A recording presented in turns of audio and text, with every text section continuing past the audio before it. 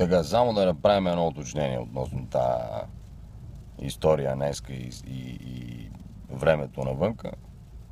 Каквото и да е времето, според Емо Джолаков, нищо, че не мога да разбереме нищо от това, което ни казва, в крайна сметка.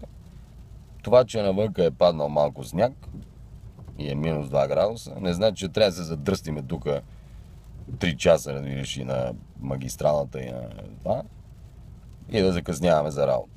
Защото някои работят и събота. Други могат да си гледат кефа да си почиват вкъщи на топло. Ние обаче работим.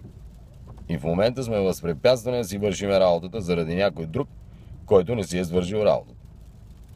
Повторих ли се с работата? Нека се повтарям, защото работата е важна.